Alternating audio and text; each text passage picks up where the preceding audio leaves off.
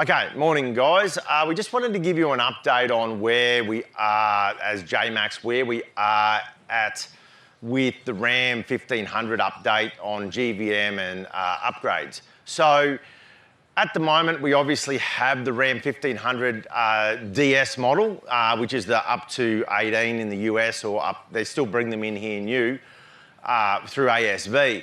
So we have that model under control with a 4.2 tonne GVM.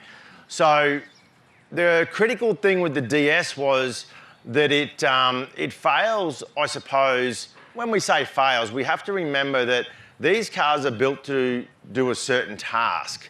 So when I say fail, it's not a failure of the vehicle itself, it's just a failure of the vehicle to be able to make it to the next level. So we know that the Ram DS 1500 only has a maximum axle load capacity of 1760, which is about 3530. Then we know that in the US, they're only a 3100 GVM. ASV bring them into the country at 3450, so they've already been raised in GVM by 350 or 300, which actually only leaves about 90 kilos of axle capacity left on the car.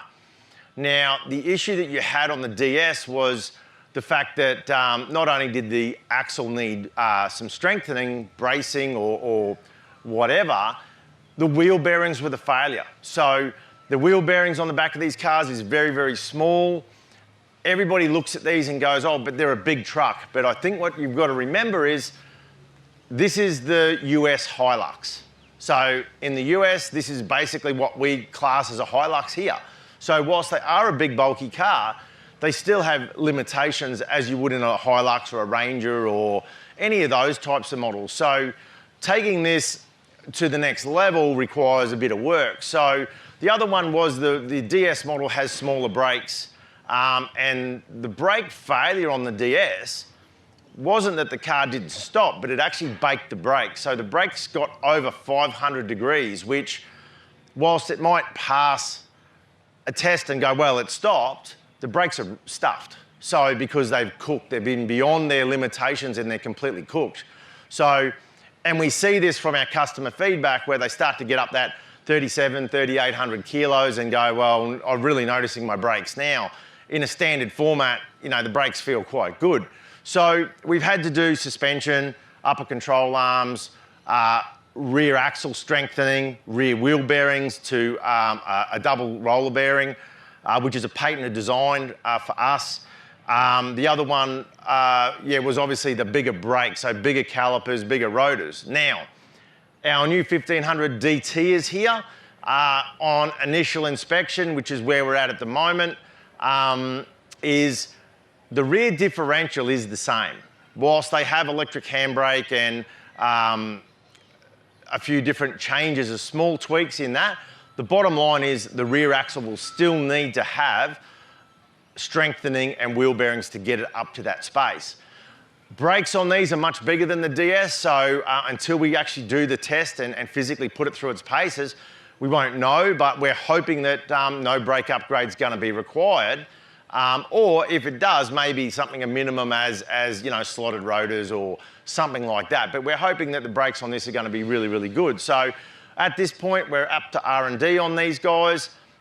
This one, the diff comes out of this to go down and for R&D to tweak it to make it our DS model fit this one with a full floating bearing. Now, what we've seen in the last few months is people calling us saying, yeah, I need a car and I need to tow 4.5 tonne. This is not the car. So the problem is, whilst it has a 4.5 tonne tow capacity, this is not the car to tow 4.5 tonne, because literally, unless you're a driver, nothing else on the car, you know, minimal fuel, you can't tow 4.5 tonne. So practically, it doesn't really work.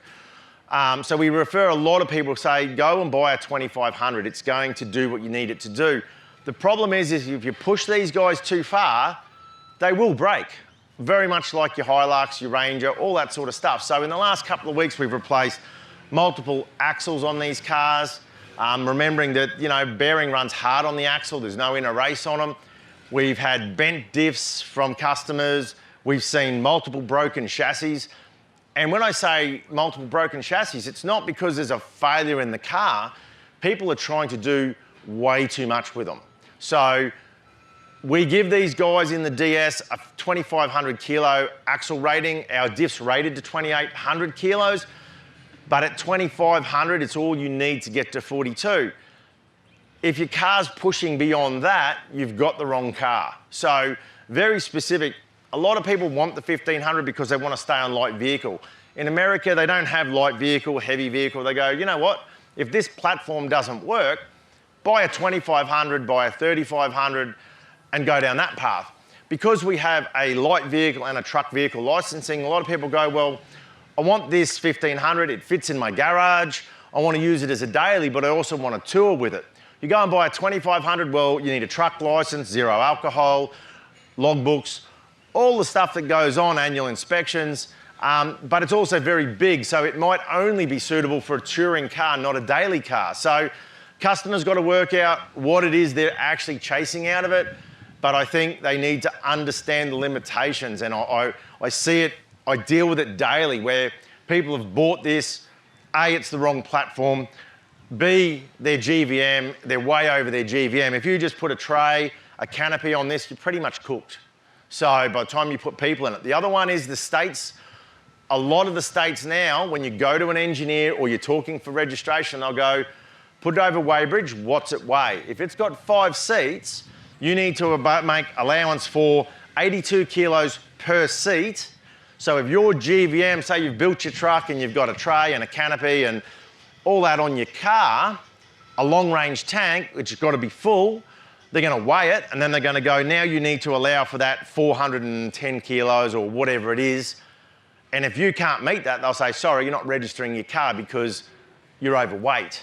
So, you know, I think it's important that everyone gets all their information together before they head down the path, do their homework and work out what it is. So when you want to do a GVM upgrade, that's great. However, you need to work within the parameters. The other side of the coin is we're seeing the re-rating of differentials coming under fire in every state. So if you've got somebody that's saying, oh, I can give you a larger GVM, we're just going to re-rate that standard axle. There's no way you're bringing it to Queensland. Victoria is under discussion as well, New South Wales. All the states are going, you cannot re-rate axles. So you've got to remember that whilst you might get someone to engineer it in somewhere specific, if you go to sell that car or you buy that car and you want to resell that car, you could come into drama from the re-rating of axles, because it is clear that re-rating of axles is not acceptable. The problem is people re-rate axles and go, well, you know what? We know more than the guys that manufacture the car. We're just going to give you some more axle load. Now, companies like Toyota and Ram, they spend billions of dollars on R&D on their car. So when they specify that something is rated to do a job, who is it for someone to come along and go, oh, you know what, I reckon they're just on the safe side. We're just going to up it a little bit, because it puts you as the owner of your car at risk. And that's the question you've got to ask yourself. So I encourage everyone to do their homework, but look, we're going to crack into this now. We've already got our suspension 90% finished now on our Alpha series. So we're going to push on with it, but hopefully early next year we'll have our Ram DT 4200 kit available.